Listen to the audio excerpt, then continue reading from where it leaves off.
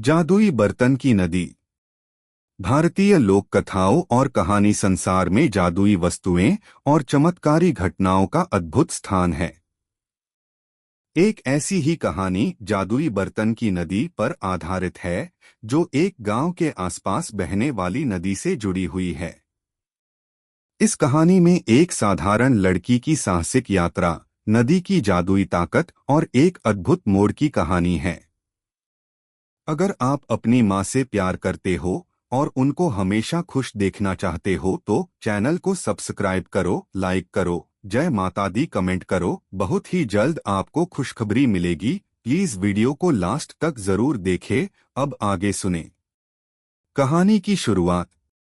एक छोटे से गांव में, जो एक घने जंगल के किनारे स्थित था, वहां एक नदी बहती थी। यह नदी शांत और निर्मल प्रतीत होती थी, लेकिन उसका पानी विशेष था। लोगों का मानना था कि इस नदी के पानी में कुछ खास जादुई शक्ति है। यह नदी न केवल जल देती थी, बल्कि उन लोगों की इच्छाओं को भी पूरा करती थी जो इसके पानी का सही उपयोग करते थे। गांव में एक लड़की रहती थी जिसका नाम राधिका था। राधिका की माँ और बहन के साथ उसका घर था। राधिका का जीवन बहुत साधारण था, लेकिन उसकी आंखों में हमेशा एक अद्भुत सपना था। वह अपनी माँ के लिए एक अच्छा जीवन चाहती थी, ताकि उनकी कठिनाइयों का अंत हो सके। राधिका की माँ और उसकी कठिनाई। राधिका की माँ बहुत मेहनती थी, लेकिन उनका स्वास्थ्य दिन-ब-दिन खराब होता जा रहा था। वह अपने घर के कामों में बहुत व्यस्त रहती थीं और हमेशा थकी सी दिखती थीं। राधिका को अपनी माँ की हालत देखकर बहुत दुख होता था।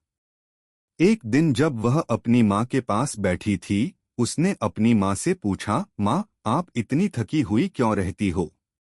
क्या आपको किसी चीज की जरूरत है?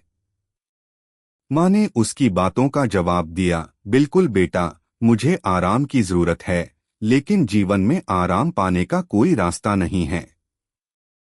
राधिका ने अपनी माँ की बातों को दिल से सुना और यह ठान लिया कि वह अपनी माँ की मुश्किलों को दूर करेगी। उसे याद आया कि गांव के लोग हमेशा इस नदी के पानी की चमत्कारी ताकत की बातें करते थे। अगर यह नदी सच में चमत्कारी थी, तो क्या वह अपनी माँ के लिए एक इलाज ढूंढ सकती थी? नदी का रहस्य। राधिका ने तय किया कि वह नदी के पास जाएगी और उससे कुछ मदद मांगेगी। वह अपने छोटे से घर से निकली और नदी की ओर चल पड़ी। जैसे ही वह नदी के किनारे पहुंची, उसने देखा कि नदी का पानी चांदी जैसा चमक रहा था और उसके अंदर अजीब सी आभा थी। राधिका को यह देखकर विश्वास हो गया कि इस नदी में सचमुच कोई जादुई ताकत है। नदी के किनारे एक वृद्ध महिला खड़ी थी। वह राधिका की ओर मुस्कुराते हुए आई और बोली, तुम यहाँ क्या करने आई हो, बेटा? राधिका ने झिझकते हुए कहा, माँ, मैं अपनी माँ के लिए मदद चाहती हूँ। वह बहुत बीमार हैं, क्या आप मुझे कुछ ऐसा दे सकती हैं जो मेरी माँ की बीमारी को ठीक कर सके? वृद्ध महिला ने राधिका की बातों को ध्यान से सुना और फिर नदी में अपने हाथ डाले। उन्होंने एक चमचमाती चम्मच जैसे बर्तन को निकाला और राधिका से कहा, यह जादुई बर्तन है। इसे अपनी माँ को दे दो और देखो यह क्या कर सकता है। लेकिन याद रखना, यह बर्तन केवल तब काम करेगा जब तुम इसका उपयोग सही उद्देश्य के लिए करो। राधिका का संघर्ष। राधिका ने उस बर्तन को अपनी माँ के पास ले जाकर उसे दिया। उसने अपनी माँ को बताया कि यह बर्तन जादुई है और इससे उनकी बीमारी ठीक हो सकती है।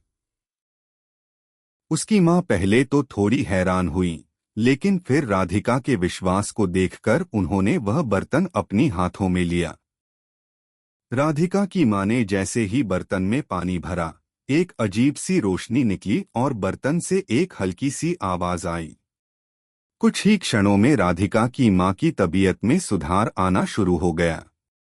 उनके शरीर में जो थकान और दर्द था, वह कम होने लगा। लेकिन यह सब इतनी आसानी से नहीं हुआ। जैसे ही राधिका की मां को आराम मिलने लगा, एक और समस्या सामने आई। नदी के पानी के साथ जुड़ी एक शर्त थी, अगर इस बर्तन का सही उपयोग नहीं किया गया तो नदी का जादू खत्म हो सकता था और कुछ भी उल्टा हो सकता था।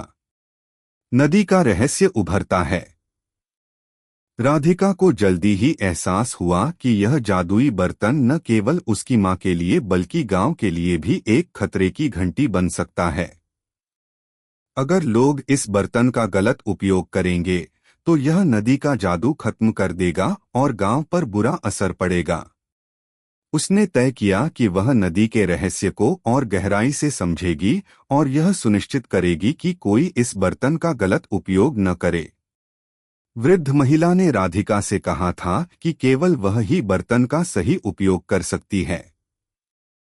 राधिका ने एक दिन बर्तन को लेकर नदी के किनारे जाने का मन बनाया।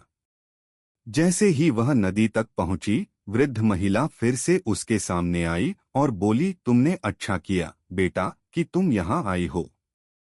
अब तुम्हें इस बर्तन का असली उद्देश्य समझना होगा। राधिका ने पूछा, क्या है वह उद्देश्य? वृद्ध महिला ने बताया, यह बर्तन केवल उन्हीं लोगों के लिए काम करता है जो अपने दिल में सच्चाई और अच्छाई रखते हैं।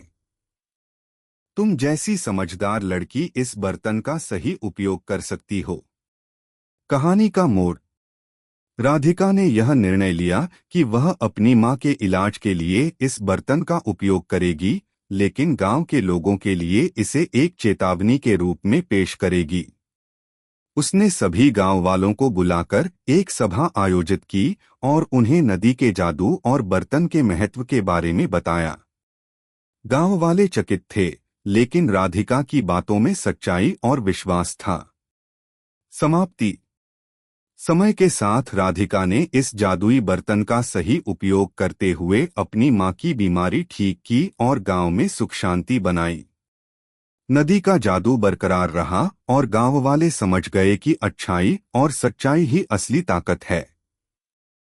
राधिका का दिल हमेशा अपने परिवार और गांव के लिए काम करने वाला था और उसने नदी के जादू को सही दिशा में इस्तेमाल किया, जिससे सभी को खुशी और समृद्धि मिली। कहानी से शिक्षा।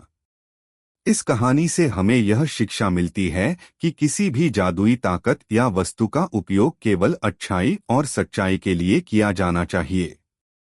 साथ ही हमें अपने आसपास के लोगों की मदद करने और उनके जीवन को बेहतर बनाने के लिए हर संभव प्रयास करना चाहिए।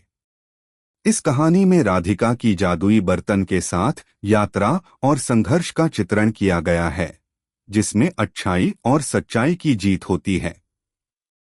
कैसी लगी आपको कहानी? प्लीज कमेंट करो, लाइक करो, सब्सक्राइब करो। धन्यवाद।